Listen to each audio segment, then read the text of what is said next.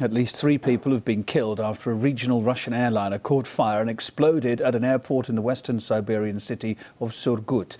RT's Rina Galushka is joining us live now with the latest developments.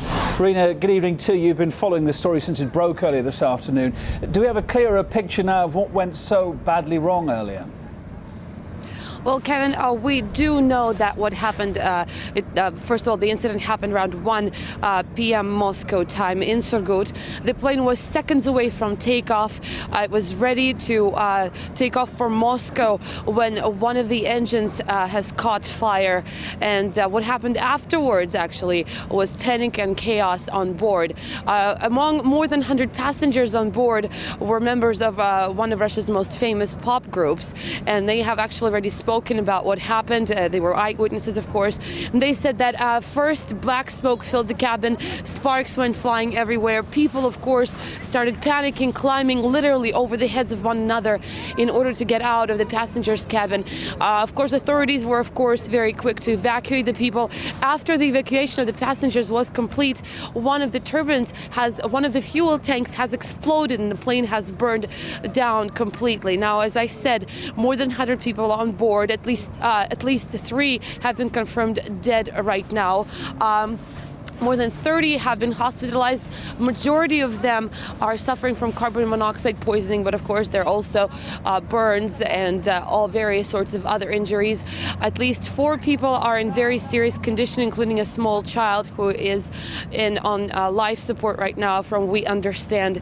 A criminal investigation has been launched into the case.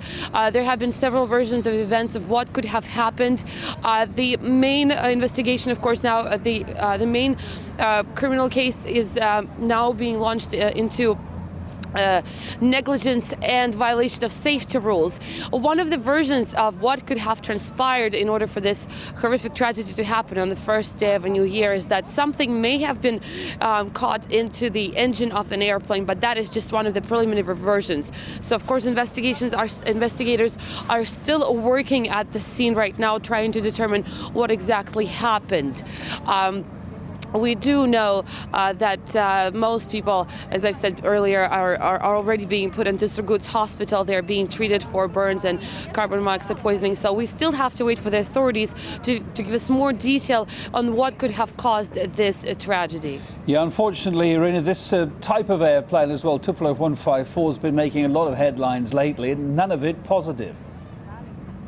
Yes, absolutely. Of course, there was another incident involving Tu-154 just a little over a month ago, at the beginning of December, when a similar Tu-154 burned during a crash landing at Moscow's Domodedovo airport. Of course, there was also Tu-154 which was carrying President Kaczynski, Polish President Kaczynski, on board. That plane crashed in April of last year. But we have to distinguish between various modifications of Tu-154.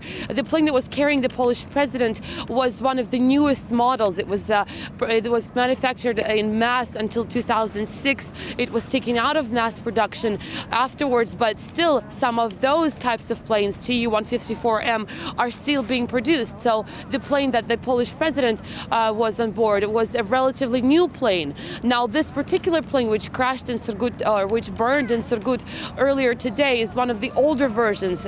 That was in production from 1975 until 1985. So it was at least 20-some years old. So obviously some technical difficulties could have been the cause of this incident. Okay, Irina, well, we'll be coming back to you as you get more details from the authorities throughout the course of the evening here on RT. Thank you.